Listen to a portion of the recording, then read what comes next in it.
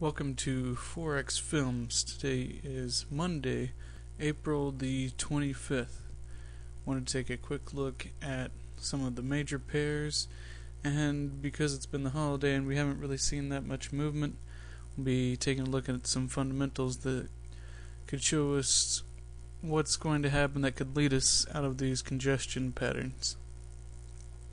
First, we have the Euro US dollar. This is a 15-minute chart.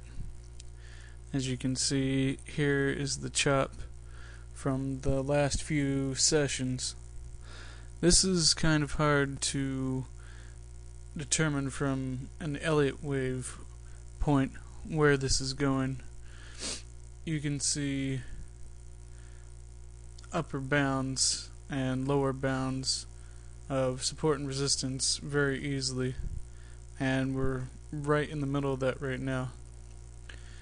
We could call this A, and then we have kind of like a B triangle, and then I think the best we could hope for if we're looking bullish is that this is C, then this is wave 1 and 2, then 1, and we're working on 2, or maybe we just finished 2 of a larger pattern that will be moving us upward in the coming days.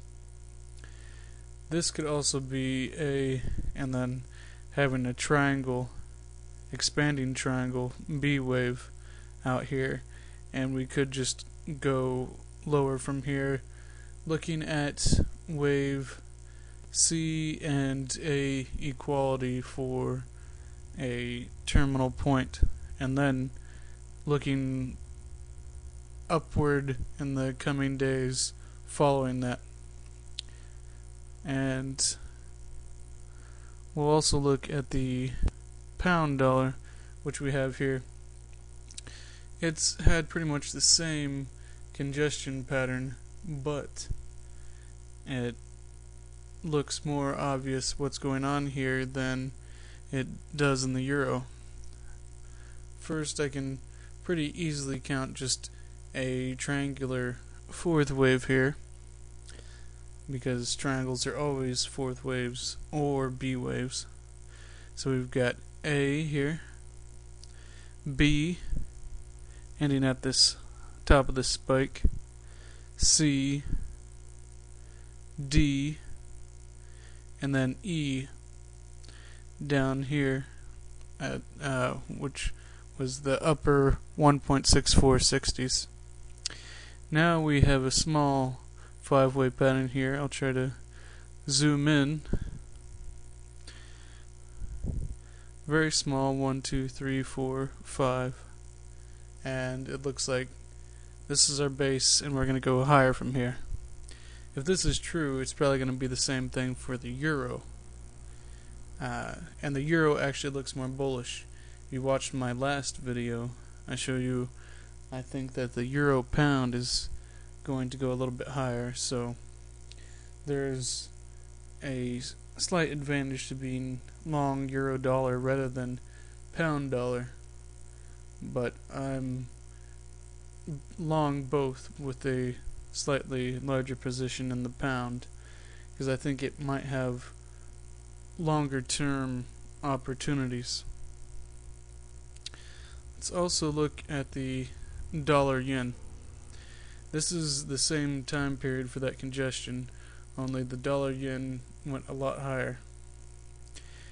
And if you remember a couple videos back, I was looking for a break of this high around 81.90 and looking for it to lead us a lot higher, which it did do. However, we've completely retraced that, and it's hard for me to base a bullish perspective on this movement here, but it's also looks like a terminal correction right here, where we have an A move down, then what looks like a B wave congestion right here, and then C wave that leads us down and is near equality. That is very obviously a correction. So what we could have here is the first two waves of a correction, or this could be a leading diagonal, and we could be going higher from here. I'm long pound yen, so I'm betting that we will go higher from here, but it's not a guarantee. And just make sure you know you have pretty low risk here. You can set your stop pretty close and make sure you're keeping a good eye on your money management. We could look at a few other crosses, but that's mostly what's been going on. Let's take a look at Australian US dollar. It has this same potential impulsive movement with a small retracement that could be pushing us higher yet again. It has kind of the same movement as British pound, only more bullish. It hasn't been correcting downward as much as just going straight out. And there's not a major, but relative to the rest of the congestive correction, major correction here. So there's a good chance we're bullish here. And with the carry on that'd definitely be a good bull move. It's only that in the dollar pairs there is it's more risky because you have to place your stop farther away. And with that in mind, I would like to take a look at the British pound Japanese yen just to show you where I'm at here, and move it out to the hourly. You can see what looks like to be a messy 5-wave movement here. 1, 2, 3, 4, 5. Then A, B, and C. And if you look on a smaller time frame, it was appearing that we could have had another low, slightly lower, for a fifth of C, but now it appears that we've retraced far enough that is looking less likely. So now is probably a good time to get on this. However, we're going to look out further and see that it looks like we have an impulsive 5-wave movement down from the high. 1, 2, 3, 4, 5. And so we are looking higher right now, but just know that we could be experiencing an ABC correction and then going much lower. Right now, I'm still bullish the Japanese yen long term. I think we could go potentially a lot higher yen wise, which is bearish for yen pairs. Lastly, let's look at some fundamentals. Here we have fundamental calendar. You can see here's today, April 25th, really nothing.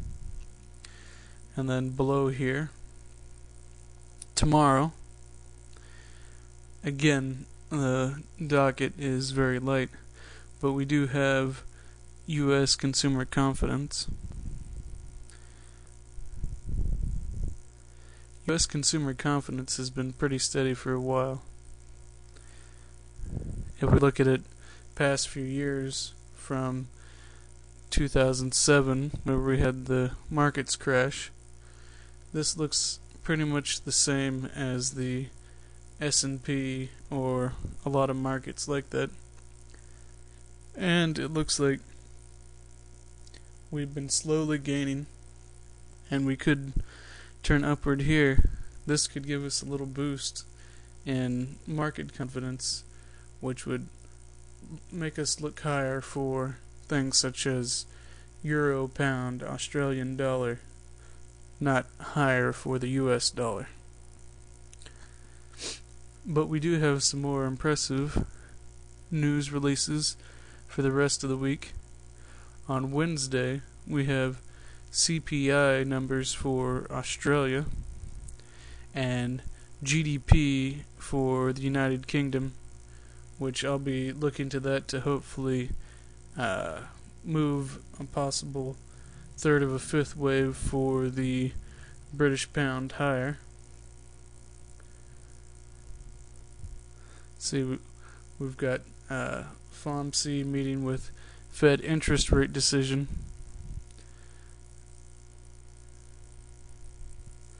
And Thursday, we have Bank of Japan interest rate decision, Germany unemployment rate, which will probably come in better, and United States GDP annualized for the first quarter. The 29th becomes pretty light again. I don't trade Canadian dollar much, but the GDP numbers for Canada will be coming out on Friday. So really looking Tuesday through Thursday, we've got some good event risk, and hopefully that's going to push us well out of this congestion, and hopefully bullish for euro, pound, and Australian dollar, and negative for US dollar, and very negative for Japanese yen. Thanks for watching. Please rate, like, give me some comments and questions, and thanks for watching.